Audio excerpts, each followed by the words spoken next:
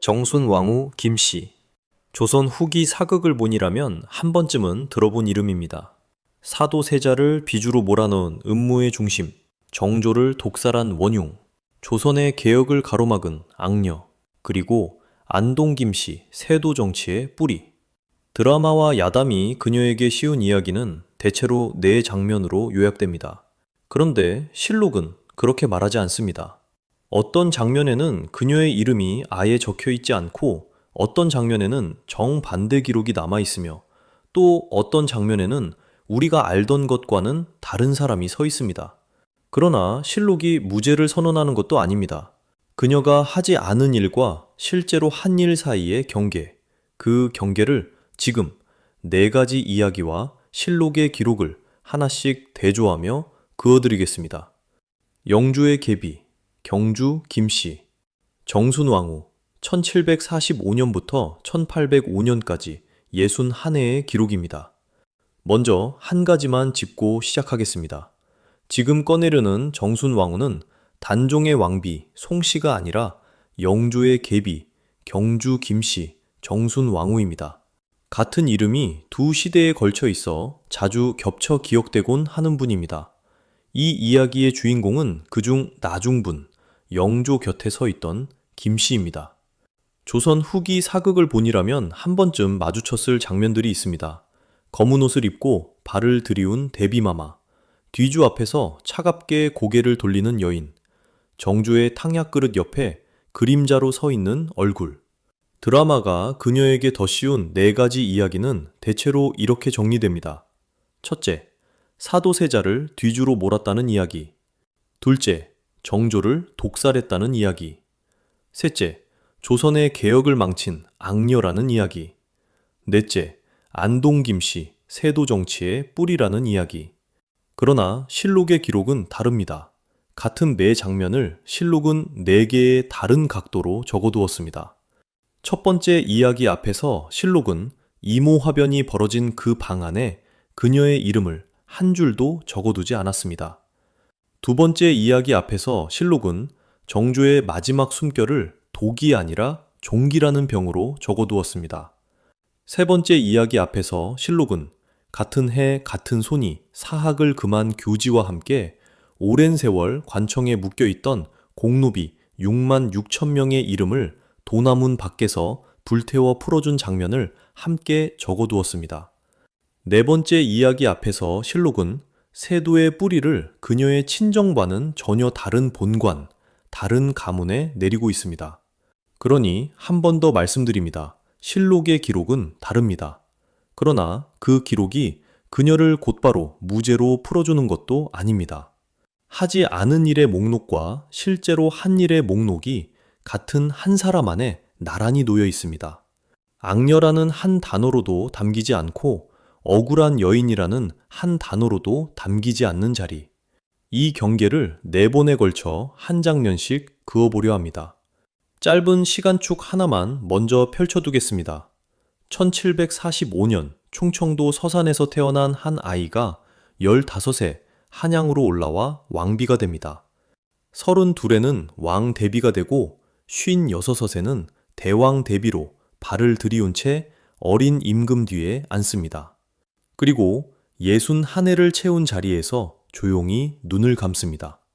한 아이가 한 나라의 가장 깊은 자리까지 걸어 들어간 이 61해 안에 네 가지 이야기의 진짜 자리가 모두 들어 있습니다. 이제 드라마가 만든 이미지 대신 실록이 한 줄씩 남겨둔 글자들을 천천히 따라가 보려 합니다. 사극 속 기억을 한편에 잠깐 내려두시고 기록 위에 남은 글자들부터 먼저 만나보시겠습니다. 그날의 기록이 말해줍니다. 네 가지 이야기를 펼쳐 보이기 전에 그녀가 누구였는지부터 한번 만나보시겠습니다. 정순왕후 김씨, 음력 1745년 11월 10일 충청남도 서산시 음암면 유계리에서 태어났습니다. 본관은 안동이 아니라 경주 김씨입니다. 이 한 줄이 나중에 네 번째 이야기에서 아주 큰 열쇠가 되니 먼저 마음에 담아두시면 좋겠습니다. 부친은 오흥부원군 김한구, 1723년에 나서 1769년에 세상을 뜬 선비입니다. 모친은 원풍 부부인 원주 원씨. 크게 현달한 벼슬은 없던 집이었습니다. 다만 가문의 뿌리는 가볍지 않았습니다. 오대조 김홍욱은 효종 때 강린의 억울함을 풀어달라 주청하다가 장살로 목숨을 잃은 사람이었습니다. 임금 앞에서 끝내 말을 거두지 않다가 매를 맞아 죽은 충절의 이름. 벼슬은 낮아도 명문이라 불리던 까닭이 거기 있었습니다. 그 집의 어린 딸이 궁으로 들어가는 일이 일어난 것은 1757년 이후의 일이었습니다. 그해 영조의 정비 정성왕후 서씨가 승하합니다. 영조와 반세기를 함께한 왕비였지만 끝내 자식은 없었습니다. 계비를 맞아야 하는 자리가 비었습니다. 1759년 6월 9일 창경궁 통명전에서 삼간택이 있었습니다. 경주 김씨 김한구의 딸로 최종 확정이 떨어졌습니다. 15살의 소녀. 그리고 1759년 6월 22일 창경궁 명정전에서 친영 곧 혼례가 치러졌습니다. 이 날짜는 윤달이 아닙니다. 그해 음력 6월은 평달입니다. 자주 헷갈리는 대목이니 한 번 더 짚고 가겠습니다. 평달 6월 22일 명정전입니다. 영 조정순 왕후 가래도감 의궤에 남은 그날의 숫자가 지금도 전해집니다. 말 390마리, 행렬에 참여한 사람만 1118명. 한양의 큰 길을 가득 메운 긴 행렬이 창경궁 문 안으로 들어섰습니다. 그 행렬의 맨 만 앞자리에 15살 소녀 한 사람이 앉아 있었습니다. 이 자리의 무게는 숫자로 다가옵니다. 신랑은 영조, 그해 66세. 신부는 정순 왕후, 그해 15세. 나이 차이는 무려 51세입니다. 오늘날로 치면 66세 할아버지와 15세 중학생의 결혼. 그날의 기록이 말해줍니다. 그녀의 왕실 좌표는 더 기이합니다. 며느리인 해경궁 홍씨보다 10세 어렸고 아들뻘인 사도세자보다도 10세 어렸습니다. 그리고 훗날의 손주뻘 세손 정조보다는 오히려 7세 연상이었습니다. 11세 연상이 아니라 7세. 이 숫자는 뒤에서 다시 한번 나올 테니 기억해 주시기 바랍니다. 15계모가 25세 의붓 아들을 두고 8살 송주를 바라보는 자리. 거기가 그녀의 자리였습니다. 그녀의 간택에는 유명한 이야기가 하나 전해집니다. 영조가 세상에서 가장 좋은 꽃이 무엇이냐 물었을 때 어린 소녀가 목화꽃이 좋습니다. 꽃은 화려해도 목화는 만 백성을 따뜻하게 하기 때문입니다. 답했다는 이야기. 상공들이 돌아서 주시옵소서 외쳤을 때 임금이 계신 쪽으로 어찌 등을 돌리느냐 답했다는 이야기까지 전해지는 이야기입니다. 대동기문 같은 후대 야담에 실린 일화일 뿐 영조실록에도 가래도감 의궤에도 이 문답은 적혀 있지 않습니다. 기록이 말해주는 것은 이만큼입니다. 서산에서 태어나 15세 한양으로 올라온 소녀, 충절 가문의 딸, 51세 연상의 늙은 임금의 계비, 며느리보다 어리고 세손보다는 7회를 먼저 태어난 사람. 여기까지가 혼례날의 그녀였습니다. 사극을 한 편이라도 보신 분이라면 이 장면은 아마 눈을 감고도 떠올리실 겁니다. 한여름의 창덕궁, 아버지 영조의 호통과 뒤주 안에서 들려오는 세자의 목소리, 그리고 그 모든 그림자 뒤에 검은 옷을 입고 서 있던 한 여인. 드라마가 보여주던 그 구도 속에서 사도세자를 뒤주로 몰아넣은 음모의 가장 안쪽에는 늘 어린 계비가 한 사람 서 있었습니다. 정순 왕후 김씨. 먼저 그날의 달력을 펼쳐보겠습니다. 1762년 윤 5월 13일. 영조는 세자를 폐서인하고 뒤주에 가둡니다. 창덕궁의 좁은 나무개짝 안에서 사도세자는 여드레를 버티다가 윤 5월 21일 끝내 숨을 거둡니다. 꼬박 8일간의 감금이었습니다. 세자의 나이 28. 아버지와 아들 사이에서 벌어진 조선 왕실의 가장 잔혹한 여름이었습니다. 그 자리에 직접 서 있던 사람들의 이름을 실록은 분명히 적어두었습니다. 5월 22일 나경원이라는 이가 세자의 허물을 조목조목 적어 올린 고변이 있었습니다. 그리고 그보다 더 무거운 한 사람의 이름이 기록에 남아 있습니다. 사도세자의 친어머니 영빈 이씨. 자신이 낳은 아들을 두고 큰 처분을 내려주실 것을 아버지 왕에게 청한 어머니. 대처분의 청이 아들의 생모로부터 올라간 그 장면은 실록에 그대로 적혀 있습니다. 그렇다면 그 여름 정순 왕후는 어디에 있었을까요? 계비가 된 지 갓 3년째, 새는 나이로 18. 남편 영조의 나이는 70에 가까웠고 자신보다 10살이 많은 사도세자는 이름만 들어본 먼 의붓아들이었습니다. 궁의 가장 안쪽, 데뷔전이 될 자리를 예비하던 어린 중전. 그 18살의 여인을 실록은 그날의 주연 목록에 올려두지 않았습니다. 여기서 한 문장을 분명히 짚고 지나가겠습니다. 정순왕후가 이모화변에 관여했다는 기록은 영조실록 어디에도 없습니다. 어디에도 없습니다. 나경원의 고변에도, 대처분을 청한 이름 곁에도, 세자의 뒤주 앞에서 오간 말 속에도 이 18살 계비의 이름은 적혀 있지 않습니다. 그러나 이 대목에서 곧바로 무죄를 선고하기에는 기록의 여백이 또 한 격 남아 있습니다. 정순왕후의 친정아버지 김안구, 경주 김씨 오흥부원군, 세자 사망 직전의 조정에서 노론 벽파의 한쪽 기둥으로 움직이던 사람입니다. 해경궁 홍씨가 훗날 남긴 한중록은 그 친정 쪽에서 세자를 향해 정치적 압력이 흘러들어갔다는 뉘앙스를 짧게 적어두었습니다. 단 같은 한중록 안에도 정순왕후 본인이 세자를 음해했다는 서술은 없습니다. 친정의 그림자는 있되 어린 계비 본인의 이름은 그 그림자 안에도 올려져 있지 않은 것입니다. 이 대목에서 한번 재판의 언어를 빌려보겠습니다. 법정에서 증거로 유죄를 선고할 수 있는가 없는가, 검찰이 피고의 이름이 적힌 서류 한 장을 내놓지 못하는 상황, 증인들의 진술 안에도 피고의 자리가 빠져 있는 상황, 그 법정에서 내릴 수 있는 판결은 하나뿐입니다. 합리적 의심을 넘는 증거, 없음. 그날의 실록은 꼭 그런 상태의 서류 뭉치로 남아 있습니다.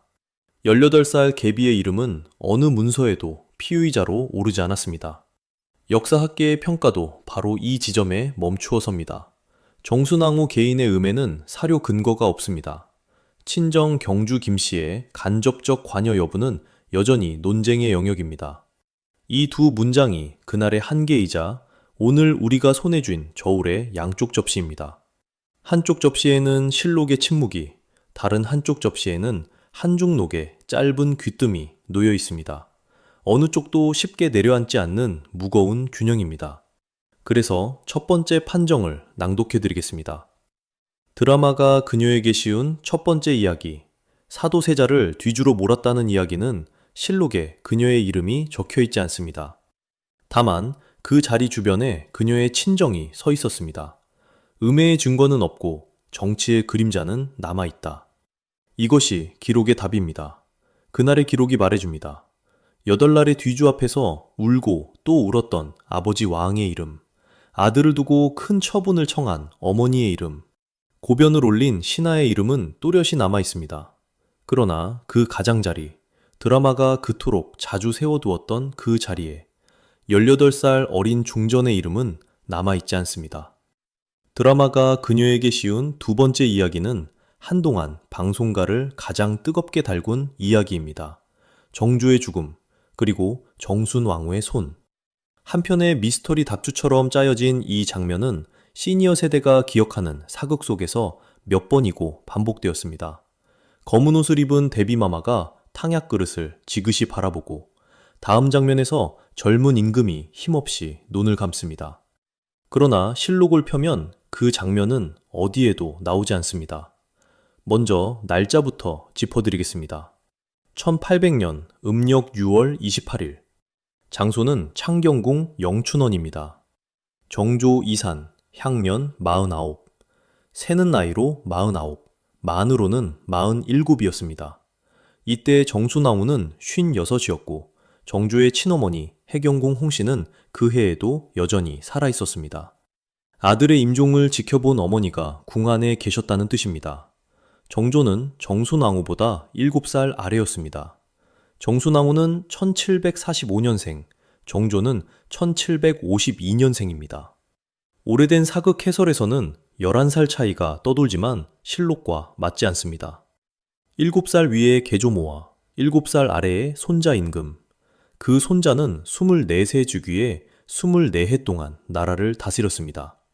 그러면 실록은 정조의 마지막을 어떻게 적었을까요? 정조실록이 남긴 공식 사인은 단 한 가지, 종기입니다. 등에 난 큰 종기, 그러니까 등창이 점점 깊어지고 열이 오르고 몸을 가누지 못하게 된 경과가 여러 날에 걸쳐 기록되어 있습니다. 약재의 이름, 매개 상태, 왕이 스스로 처방을 지시한 대목까지 의무 기록을 다시 읽는 느낌이라 해도 지나치지 않을 담담한 기록입니다. 논란의 중심에는 수운이 들어간 처방, 연은방이 있습니다. 독사해설 애독자들이 가장 자주 드는 근거가 바로 이 약재이지요. 그런데 실록은 이렇게 적어두었습니다. 종기가 깊어지자 신하들이 약을 놓고 논의하고 그 자리에서 임금이 스스로 그 약을 써보자고 말합니다. 연은방을 드리라 지시한 이는 다름 아닌 정조 본인이었습니다. 독을 들이민 손이 따로 있는 것이 아니라 약을 달라 한 입이 임금의 입이었다는 기록입니다. 그렇다면 독살설은 어디에서 자라났을까요? 근거 없는 괴담이라고만 말하면 그것 또한 성실한 답이 아닙니다. 독살설이 자랄 만한 흙은 분명히 있었습니다. 첫째, 해경공 홍씨의 한중록은 정순왕후와 경주 김씨 친정에 대해 서늘한 거리감을 남겼습니다. 단정은 하지 않지만 그 집안을 향한 묘한 경계가 행간에서 느껴집니다. 둘째, 정조는 친정 말년 벽파와 날카롭게 맞섰습니다. 사도세자의 복권을 염두에 둔 정조와 그 처분이 옳았다고 믿는 벽파 사이의 긴장은 정치의 공기 자체였습니다. 셋째, 시점이 너무 맞아떨어졌습니다. 정조가 숨을 거두자마자 수령청정이 열리고 벽파에 영의정이 서고 한 해 뒤에는 박해와 해방이 같은 손에서 쏟아져 나왔습니다. 사람의 마음은 시점이 맞으면 이야기를 짓고 싶어집니다. 그러나 정황은 정황입니다. 직접 물증이 없는 한 정황을 근거로 누가 누구를 죽였다고 적는 것은 기록의 태도가 아닙니다. 실록에는 독을 탔다는 대목도 자백도 지시한 문서도 없습니다. 종기의 경과와 임금 본인의 처방 지시, 영촌헌에서 숨을 거둔 그날의 기록이 있을 뿐입니다. 이제 판정을 낭독하겠습니다. 드라마가 그녀에게 씌운 두 번째 이야기, 정조를 독살했다는 이야기를 실록은 담지 않았습니다. 실록은 종기로 적었습니다. 독살설은 기록이 아니라 설의 영역입니다. 그녀가 얻은 것은 많았지만 그녀가 죽였다는 증거는 실록이 내주지 않았습니다. 정조 승하 직후 56의 대비마마는 대왕대비가 되었고 11살의 어린 순조가 왕위에 올랐습니다. 그날의 기록이 말해줍니다. 이 판정이 독살설을 오래 간직해온 분들에게 서운하게 들릴 수 있음을 압니다. 젊은 임금의 꿈이 꺾인 것에 대한 안타까움은 오롯이 존중받아야 할 감정입니다. 다만 감정과 기록은 다른 자리에 놓여야 합니다. 기록이 없는 자리에 감정만으로 유죄를 선고하면 그 순간부터는 역사가 아니라 이야기가 됩니다.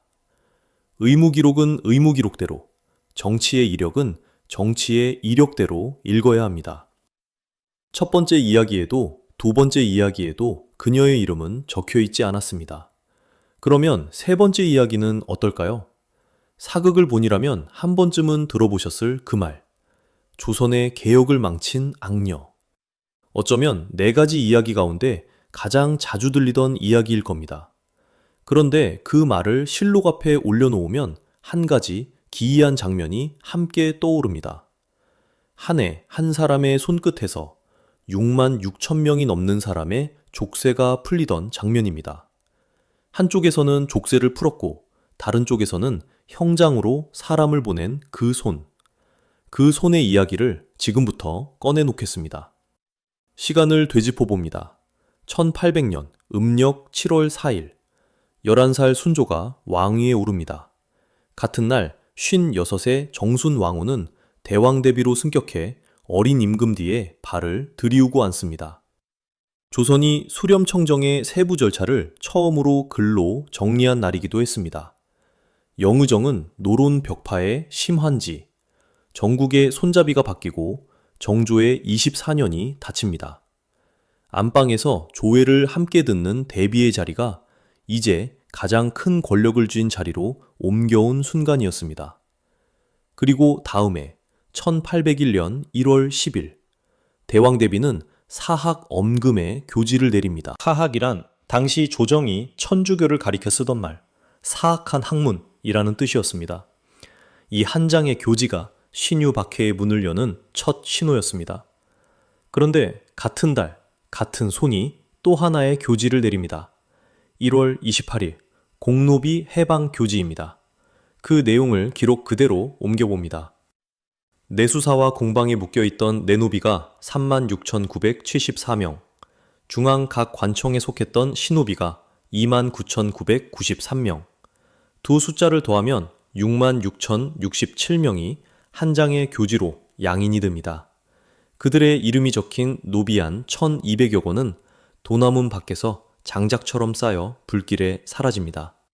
사노비와 지방 관노비는 이때 들지 못했고 그들이 족쇄를 푸는 일은 1894년 갑오개혁의 몫으로 남습니다.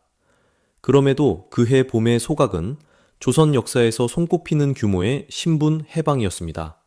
한평생 이름을 가지지 못했던 사람들이 그제서야 호적에 자신의 이름을 올리기 시작한 봄입니다.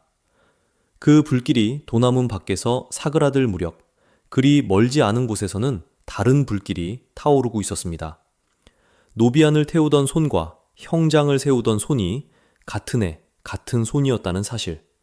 실록은 이 두 장면을 같은 달 안에 나란히 적어두었습니다. 2월 26일 서소문 밖으로 7사람이 끌려나가 참수됩니다. 한국 최초로 영세를 받은 이승훈, 한글로 주교 의지를 풀어 평민에게 천주교를 전한 정약종, 그리고 최창현, 최필공, 홍교만, 홍낭민, 강완숙. 3월에는 정약종의 아우 정약용이 장기로, 형 정약전이 신지도로 유백기를 떠납니다. 5월 31일에는 중국 장수에서 조선 땅으로 건너와 있던 주문모 신보가 새남터에서 군문 효수됩니다. 9월 29일 충청도 제천의 배론에서 체포된 황사영은 11월 5일 서소문 밖에서 능지처참을 당합니다. 몸을 여러 토막으로 가르는 가장 무거운 형벌, 국가 반역에 준하는 죄에만 적용되던 극형이었습니다. 그해 11월 정약용은 전라도 강진으로, 정약전은 흑산도 우이도로 이배됩니다. 형제는 나주의 박남정 주막에서 마지막 하룻밤을 함께 보내고 그 길로 영영 헤어집니다. 피해 규모를 정확히 적어둡니다. 이해 신유박해로 사형당한 이가 100명 안팎, 유배되거나 관직을 빼앗긴 이까지 합치면 400명 전후가 처벌됩니다. 300명이 처형됐다는 말은 사형과 유배를 뭉뚱그린 숫자이니 기록에 맞게 풀어두는 편이 정확합니다. 그 손이 한 일은 거기서 그치지 않습니다. 해가 바뀌어도 같은 해, 같은 손의 결이 이어집니다. 1802년 음력 1월 장용명이 폐지됩니다. 정조가 친히 길러낸 친위 군사 조직이었습니다. 발의는 영의정 심환지, 명은 대왕 대비. 공노비 해방으로 생긴 재정 결손을 메워야 한다는 명분이 붙었지만 실은 정조가 쥐고 있던 무력의 손잡이가 조용히 거두어지는 일이기도 했습니다. 개혁의 상징과 친정의 방패가 한나란시에 내려앉은 겨울이었습니다. 자, 이제 판정을 낭독할 차례입니다. 한쪽에서는 족쇄를 풀었고 다른 쪽에서는 형장으로 사람을 보냈습니다. 드라마가 그녀에게 씌운 세 번째 이야기는 가장 복잡합니다. 공노비를 풀어준 손이 천주교를 박해한 손이며 정조의 친위군을 해체한 손이었습니다. 악녀라는 한 단어로는 담기지 않고 여걸이라는 한 단어로도 담기지 않습니다. 같은 해 같은 손이 6만 6천 명을 풀어주었고 100명이 형장에서 목숨을 잃게 했다. 이것이 실록의 답입니다. 그날의 기록이 말해줍니다. 해방의 봄과 박해의 봄이 같은 궁궐담 밖에서 겹쳐있던 한 해를 실록은 어느 쪽도 지우지 않고 나란히 적어두었습니다. 그녀가 사도세자를 죽인 사람도 아니고 정조를 독살한 사람도 아니며 조선의 개혁을 한 손으로만 망친 사람도 아니었다면 마지막 네 번째 이야기는 어떨까요? 많은 분들이 오래도록 정순왕후를 안동 김씨로 알고 계셨습니다. 19세기 조선을 뿌리부터 흔든 세도 정치, 그 세도 정치의 문을 연 집안, 그 집안의 시작이 정순왕후라고 말하는 사람들이 꽤 많았습니다. 그런데 여기서 기록을 다시 펴보면 아주 단순한 사실 하나가 먼저 눈에 들어옵니다. 정순왕후의 친정은 안동 김씨가 아닙니다. 그녀의 친정은 경주 김씨입니다. 아버지 김항구가 경주 김씨, 오빠 김귀주가 경주 김씨, 조카 김관주가 경주 김씨. 이 한 줄만으로 네 번째 이야기는 절반이 이미 흔들립니다. 같은 김씨가 아니냐고 물으실 분이 계실지도 모릅니다. 그러나 우리 옛 족보의 법에서는 같은 성씨라도 본관이 다르면 남입니다. 김해 김씨와 안동 김씨가 남이듯 경주 김씨와 안동 김씨도 남입니다. 본관이 다르다는 것은 시조가 다르고 혈연이 다르다는 뜻이며 조선 후기 정치판에서는 당세까지 다르다는 뜻이었습니다. 한 집안처럼 들리지만 조선 후기 궁궐 안에서는 분명히 다른 가문이었고 분명히 다른 편이었습니다. 용어 4개를 시니어 시청자께 짧게 정리해드리겠습니다. 먼저 벽파, 사도세자의 처분을 정당하다고 보던 노론의 한 계파입니다. 그 다음 시파, 사도세자를 동정하고 신원에 기울던 계파입니다. 정조 곁을 지키던 사람들이 여기 많았습니다. 여기에 가문 2개를 붙여보시면 그림이 또렷해집니다. 경주 김씨는 정순왕후 친정으로 벽파의 한복판에 서 있었습니다. 안동 김씨, 정확히는 장동 김씨라 불리던 신안동 김씨 계열은 순조의 장인 김조순 집안으로 시파에 속해 있었습니다. 벽파와 시파, 경주와 안동, 이 네 단어가 서로 엇갈리는 두 편이었습니다. 한쪽이 올라서면 한쪽이 내려앉는 서로 다른 편이었습니다. 이 구도를 머리에 두고 1800년대 첫 5년을 다시 보시면 그림이 바뀝니다. 정순왕후가 수렴청정을 하던 이 시기는 결코 안동 김씨의 시대가 아니었습니다. 오히려 정반대였습니다. 이 시기는 벽파, 경주 김씨의 마지막 전성기였습니다. 영의정 심한지가 조정을 이끌고 친정 조카 김관주가 뒤를 바쳤으며 신유박해의 교지도 장용령 폐지의 결정도 모두 이 벽파의 손끝에서 나왔습니다. 안동 김씨 김조수는 그 조정 안에서 숨을 죽이고 있던 시파의 한 사람이었습니다. 1765년에 태어나 이제 갓 30 후반을 지나던 그는 사위가 왕위에 올랐음에도 정순왕후와 벽파의 기세에 눌려 전면에 나서지 못하고 있었습니다. 그러다 1805년 정순왕후가 창덕궁 경복전에서 눈을 감습니다. 61해의 삶이 그 방에서 닫히던 그 해를 분기점으로 조정의 바람이 완전히 뒤집힙니다. 순조의 장인이자 안동 김씨의 김조순이 전면에 나서며 벽파가 대거 숙청됩니다. 경주 김씨의 핵심이었던 김관주도 이때 무너집니다. 우리가 교과서에서 배운 안동 김씨 세도 정치, 김조순에서 김좌근, 김좌근에서 김문근으로 이어지는 그 긴 그림자는 바로 이 순간부터 본격적으로 뻗어나갑니다. 그러니 한 번 다시 이어보시면 답이 분명해집니다.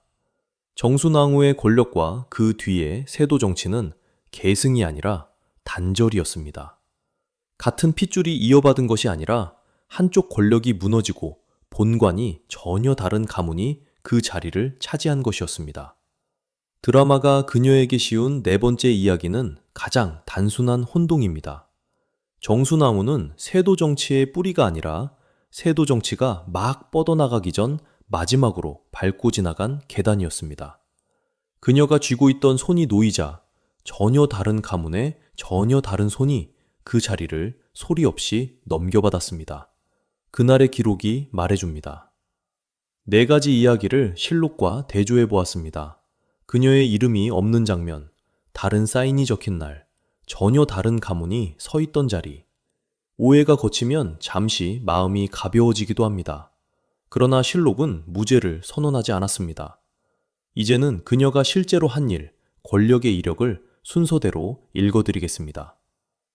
1776년 음력 3월 5일 영조가 승하합니다. 제위 52년 향년 83세. 닷새뒤 음력 3월 10일 24살의 손자 정조가 보위에 오릅니다. 정수나우는 그해 32살, 이 즉위식 한 번으로 왕대비의 자리에 오릅니다. 그녀가 보위 가까이에서 처음 얻은 공식 자리였습니다. 그리고 얼마 지나지 않아 영조 말년 대리청정을 가로막았다는 죄로 홍인안과 정후겸이 사사됩니다. 같은 시기 그녀의 오빠 김귀주는 흑산도로 유배됩니다. 1784년 나주로 옮겨졌고 1786년 그 땅에서 숨을 거둡니다. 정조 친정의 서막이 열리는 자리에서 그녀의 친정은 가장 먼저 무너진 이름이었습니다. 정조가 친히 나라를 다스린 24해 동안 정수나우는 정치의 중심에서 한 걸음 물러나 있었습니다. 실록에 남은 그녀의 이름은 길지 않습니다. 그러나 1800년 음력 6월 28일 정조가 창경궁 영춘원에서 눈을 감자 그녀의 이름이 다시 앞줄로 끌려 나옵니다. 11살 순조가 즉위하고 56세 대왕대비가 발을 들이우고 조회에 나섭니다. 영의정에는 노론 벽파에 심한지가 않습니다. 이듬해 1801년 음력 1월 그녀의 손은 2장의 교지를 연달아 내놓습니다. 1월 10일 사학 엄금 교지, 1월 28일 공노비 해방 교지. 같은 달 같은 손에서 신유 박해의 문이 열리고 6만 6천 명의 노비안이 도남문 밖에서 불탔습니다. 그리고 그해 음력 6월 30일 강화도에 한 사람이 있었습니다. 은원군 이인, 사도세자의 서자이자 정조의 이복 동생. 드라마는 흔히 처형이라 부르지만 실록의 표현은 사사입니다. 왕명으로 자진을 명한 것입니다. 형장에 세우지 않았을 뿐 그 밧줄이 들이운 자리가 그녀의 자리였습니다. 1802년 음력 1월 또 하나의 목록이 더해집니다. 장용령 폐지. 정조가 손수 길러낸 친위 군사 조직이 영의정 심한지의 발의로 대왕대비의 명으로 해체됩니다. 정조가 살아있을 때 세운 가장 뚜렷한 기둥 하나가 그녀의 수렴 아래에서 거쳐나간 것입니다. 1803년에는 각지에서 큰 불이 잇따라 민심이 크게 흔들렸습니다. 그리고 그해 음력 12월 28일 양력으로 1804년 2월 9일 그녀는 철렴을 선언합니다. 14살 순조의 친정이 시작됩니다. 수렴청정은 약 3년 7개월 만에 거두어졌습니다. 그러나 그 거둠이 끝은 아니었습니다. 얼마 지나지 않아 그녀는 다시 정치에 손을 대려 합니다. 이때 좌의정 이시수가 공개적으로 반대하고 나섭니다. 소론의 원로가 대왕대비의 재개입을 정면으로 막아서자 그녀의 시도는 더 나아가지 못했습니다. 홍인안과 정우겸의 사사, 오빠 김귀주의 유배와 나주에서의 죽음, 6만 6천 명의 해방과 같은 달의 사학 엄금, 강화도 은원군의 사사, 장용령의 폐지, 그리고 철렴 이후의 마지막 손짓. 이것이 실록이 그녀에게 남긴 목록입니다. 진짜 판결은 그녀의 이름이 없는 사건이 아니라 이름이 또렷이 남은 사건에 있습니다. 기록이 그녀에게 씌우지 않은 4가지 이야기보다 기록이 그녀에게 남긴 이 목록이 더 무겁습니다. 권력의 이력을 목록으로 정리하면 차가운 숫자와 이름만 남습니다. 그러나 같은 해, 같은 왕실 아래에서 이름을 얻은 사람과 목숨을 잃은 사람이 나란히 서 있었습니다. 그 두 봄을 잠시 들여다보겠습니다. 먼저 말씀드릴 이야기는 상상된 한 사람의 하루입니다. 이 사람의 이름은 기록이 없습니다. 다만 그해 내수사 장부에서 지워진 3만 6천여 명 가운데 한 사람이 이렇게 하루를 보냈을 수도 있다는 이야기입니다. 1801년 음력 1월 28일 도남문 박. 내수사 소속의 한 중년 남자가 군중 사이에 서 있었습니다. 그의 아버지도 할아버지도 그 집에 묶여 살았습니다. 관원 손에 들린 두꺼운 책더미 위에 불이 붙었을 때 그는 자신의 이름이 그 종이 어느 줄엔가 적혀 있다는 것을 알았습니다. 노비안이라 부르던 장부였습니다. 종이는 천천히 오그라들었고 연기는 궁궐담을 넘어갔습니다. 그의 첫 봄을 여전히 가난했습니다. 땅이 생긴 것도 아니고 양식이 늘어난 것도 아니었습니다. 다만 아침에 눈을 뜨면 아들의 이름을 부를 수 있었고 그 이름이 더 이상 장부 위에 묶여 있지 않았습니다. 보릿고개의 허기는 그대로였지만 아내가 호적 한 장을 품에 넣고 우물가로 가는 뒷모습이 달라져 있었습니다. 이웃이 그를 부를 때의 목소리도 조금 달라져 있었습니다. 이름을 가진 사람으로 사는 하루가 그 집에 처음 찾아온 봄이었습니다. 상상된 한 사람의 하루는 여기서 접어두겠습니다. 다음은 실제로 기록에 남은 한 사람의 마지막 하루입니다. 정약종. 1760년에 태어난 양반 출신의 학인이었습니다. 남인 계열 나주 정씨 가문의 아들로 아우 정약용, 형 정약정과 한 집에서 자란 사람입니다. 그는 한자를 모르는 평민과 여인들에게도 읽히고 싶어 주교요지라는 책을 한글로 썼습니다. 1801년 음력 2월 26일 서소문 밖 구경꾼이 모여 있었고 포졸들이 죄인을 끌어세웠습니다. 그날 같은 자리에 이승훈이 있었고 최창현과 홍교만과 강완숙이 함께였습니다. 야사의 꾸밈을 걷어내고 천주교사가 전하는 기록만을 옮기자면 정약종은 형틀 앞에서 몸을 비틀어 하늘을 향해 누웠다고 합니다. 망나니의 칼 앞에서 그가 지켰던 것은 한글로 쓴 한 권의 책과 그 책을 읽어준 평민의 아침이었습니다. 41해의 삶이 그 자리에서 끊어졌습니다. 같은 왕실, 같은 수렴청정 대비, 같은 달의 안에서 한 사람은 이름을 얻고 한 사람은 목숨을 잃었습니다. 궁궐담 하나를 사이에 두고 해방의 봄과 처형의 봄이 겹쳐 있었습니다. 그리고 두 사람 모두의 봄 바깥에는 또 다른 백성의 하루가 흐르고 있었습니다. 1803년 각지에서 큰 불이 번져 민심이 크게 흔들렸고 군포와 환국의 묵은 폐해는 시파의 집이든 벽파의 집이든 가리지 않고 보릿고개의 밥상을 밀어붙였습니다. 대비의 교지가 도나문 밖에서 불길로 타오를 때에도 서소문 밖에서 칼이 내려설 때에도 초가집의 아침 연기는 같은 하늘 아래 피어올랐습니다. 역사는 이 두 봄을 같은 해, 같은 왕실 아래 나란히 적어두었습니다. 한쪽은 이름을 돌려받은 봄이었고 다른 한쪽은 이름을 지키다 잃은 봄이었습니다. 그 두 봄 사이를 걸어간 대비마마는 이제 60을 넘긴 몸으로 경복전의 창을 바라보고 있었습니다. 수렴의 발이 내려간 것은 음력으로 1803년 12월 28일, 양력으로 1804년 2월 9일이었습니다. 순조는 14살, 친정이 시작되는 아침이었습니다. 발 뒤의 대비는 이제 발 앞으로 내려와 다시 조용한 대왕 대비가 되어야 했습니다. 그러나 그 조용함은 오래가지 않았습니다. 철렴 이후 얼마 지나지 않아 그녀는 다시 정사의 한복판으로 걸음을 옮기려 했고 이번에는 좌의정 이시수가 공개적으로 그 앞을 막아섰습니다. 소론의 좌의정이 대왕 대비의 재개입에 정면으로 반대 의사를 올린 그 순간 한 시대가 문턱을 넘어섰습니다. 수렴의 발은 다시 들이울 수 없게 되었습니다.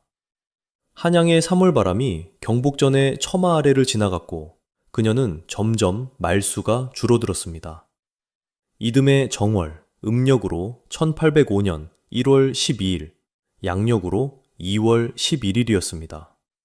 창덕궁 경복전의 문이 닫히고 61해를 살아낸 한 사람이 그 안에서 조용히 숨을 거두었습니다. 15살에 한양의 국문을 들어섰던 서산의 소녀가 32의 왕대비를 지나 56의 대왕대비를 지나 이제는 주인이 없는 계절 속으로 들어가는 날이었습니다. 그해 겨울, 그녀의 관은 경기도 구리 인창동의 동구릉으로 향했습니다. 먼저 잠든 남편 영주의 곁, 원능이라 불리는 쌍능의 한 자리가 그녀를 위해 비워져 있었습니다. 정성 왕후의 홍능은 고향 서울릉의 단능으로 남은 채 끝내 합장을 이루지 못했습니다. 영조와 나란히 잠든 계비의 자리, 그날의 기록이 말해줍니다. 그녀가 눈을 감은 그해부터 조정의 바람은 방향을 바꾸었습니다. 순조의 장인 김조순을 중심으로 안동김씨 시파가 전면에 나섰고 그녀가 쥐고 있던 벽파의 손들은 하나씩 조정에서 물러나거나 지워졌습니다. 경주 김씨의 계절이 지고 안동 김씨의 계절이 열리는 길목이었습니다. 조선 후기 세도 정치의 긴 그림자가 이 자리에서 본격적으로 들이우기 시작한 것입니다. 그녀의 죽음은 한 사람의 끝이자 전혀 다른 시대의 시작을 알리는 종소리이기도 했습니다. 드라마가 그녀에게 씌운 4가지 이야기는 실록의 기록과 달랐습니다. 그러나 실록은 무죄를 선언하지도 않았습니다. 공노비를 풀어준 손이 천주교를 박해한 손이었고 그 손이 또한 정조의 친위군을 해체한 손이었습니다. 악녀라는 한 단어로도 여걸이라는 한 단어로도 단기지 않는 61해가 지금 원능에 잠들어 있습니다. 한결은 우리의 몫이 아닙니다. 기록의 몫입니다. 사극의 어두운 장막 속 데뷔마마와 오늘 이 이야기에서 만난 실록의 정순왕후, 두 얼굴 중 어느 쪽이 더 낯설게 느껴지셨는지, 혹은 기록의 빈자리와 남아있는 자리 가운데 어느 쪽에 시선이 오래 머무셨는지 조용히 댓글로 전해주시면 저도 다음 이야기에서 이어 읽겠습니다. 역사는 그녀가 하지 않은 일과 실제로 한 일을 모두 기억합니다.